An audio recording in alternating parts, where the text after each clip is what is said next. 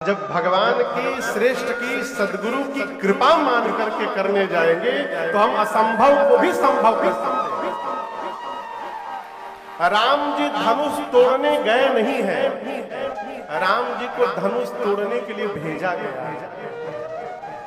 जितने राजा हैं वो धनुष तोड़ने स्वयं गए हैं, राम जी स्वयं नहीं गए हैं। फिर विश्वामित्र जी ने कहा, उठहु राम भंजहु भवचार मेटहु तात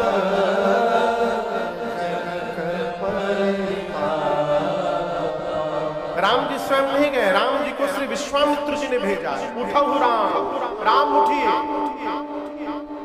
और तोड़ना मत राम, इसको भंज दीजिए। क्यों? टूटेगा तो बाद में जोड़ा जा सकता है। आप इस धनुष का इतना खंड करिए कि बाद में जनक जी चाहे तो जुड़वा भी ना सके। राम जी को विश्वामित्र जी ने कहा, अर्थात अब राम जी को कुछ नहीं करना है, राम जी निमित्त मात्र है, केवल उनको जाना है और विश्वामित्र जी के मुख से निकला हुआ वचन ही ये कार्य को पूर्ण करा दे। हमारा श्रेष्ठ जब हमको कोई कार्य करने के लिए कह दे तो हम निमित्त मात्र हैं। आपको प्रमाण देता हूं, सीता मैया का पता लगाना था, ठीक? सुग्रीव जी ने 10 सेनापतियों को बुलाया, जामवंत जी को, हनुमान जी को, अंगद जी को, नल नील द्विविध मैन सट निसट, इनको बुलाकर कहा आप लोग दक्षिण दिशा में जाइए, सीता जी का पता लगाइए। सारे कपि प्रणाम करके जा रहे हैं राम जी को। सबसे अंत में हनुमान जी ने प्रणाम किया। राम जी ने हनुमान जी को अपने पास बुलाया, सिर पर हाथ रखा और कहा, हनुमान जाइए और जाकर बहु प्रकार सीतहि समुझाए कहि बल बिरह में। राम जी ने कहा आप जाइए, सीता जी को समझाइए और समझा करके शीघ्र वापस आइए। किसने कहा? जोर से बोलिए। राम जी ने। इसका अर्थ अब श्री हनुमान जी को नहीं जाना है, अब राम जी की आज्ञा ही हनुमान जी को लेकर के जाएगी और राम जी की आज्ञा ही सकुशल हनुमान जी को लेकर के आएगी। अब मार्ग में अब राम हनुमान जी को कोई रोकने वाला नहीं है। इसका प्रमाण सुंदरकांड की चौपाई। हनुमान जी कैसे जा रहे हैं? जिमि अमोघ रघुपति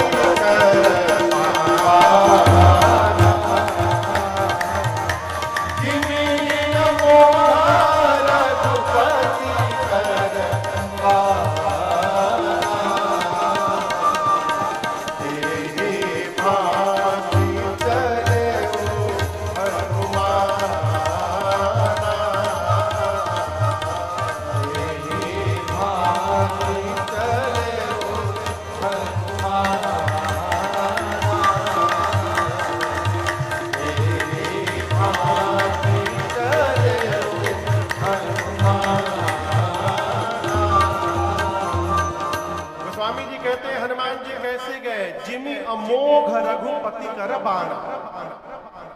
राम जी के धनुष का नाम है सारंग और राम जी के बाण का नाम है अमोघ। क्या नाम है? अमोघ बाण की विशेषता है, राम जी जब अमोघ बाण चलाते थे तो वो बाण धनुष से निकल कर जाता था, लक्ष्य को भेद करके और वापस राम जी के पास चला था, वही नहीं रुकता था, लक्ष्य प्राप्त करके धनुष वापस चला आता था राम जी के पास। उस बाण का नाम है अमोघ बाण। हनुमान जी जब जाने लगे लंका तो गोस्वामी जी कहते हैं कैसे जा रहे हैं? जिमि अमोघ रघुपति कर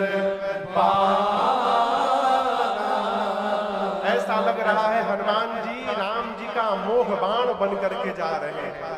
अर्थात राम जी जाएंगे, हनुमान जी जाएंगे, लक्ष्य को प्राप्त करेंगे और प्राप्त करके सकुशल राम जी के पास लौट आएंगे, उनको कोई रोकने वाला नहीं।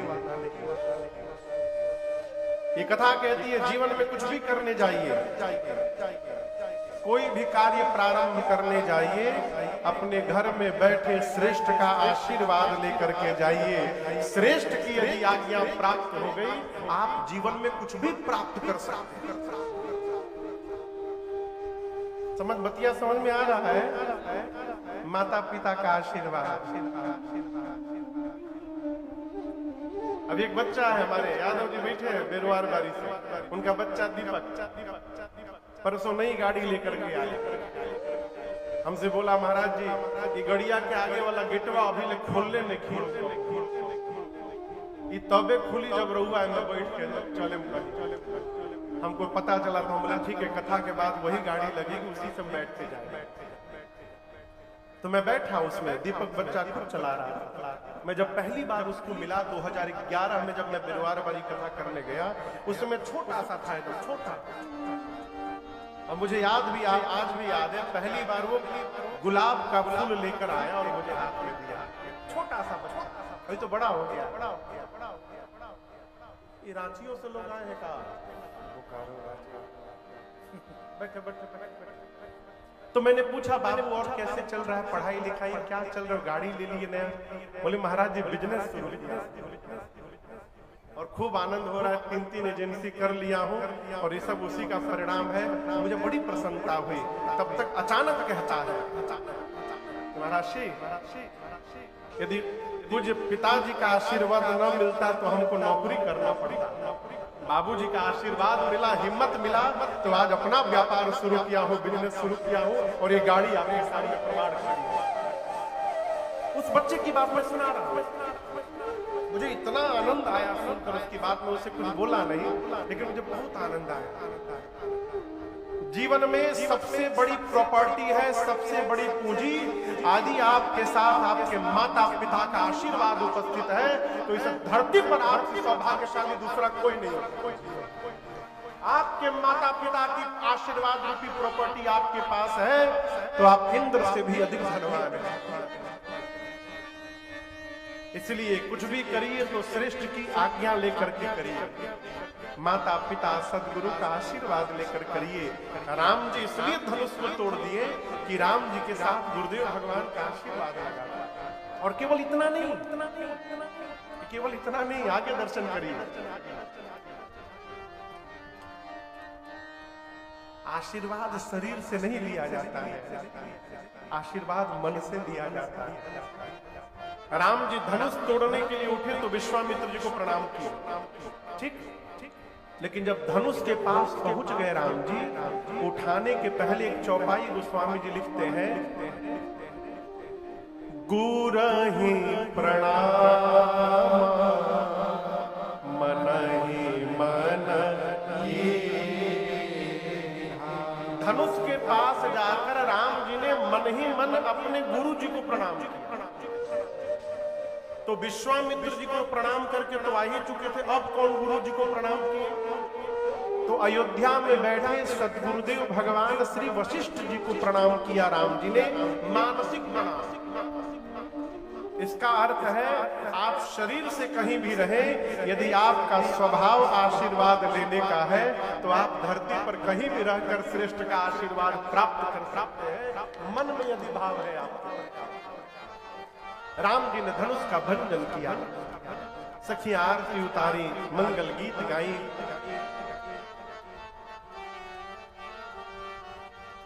एक बात हम आपको बता लें,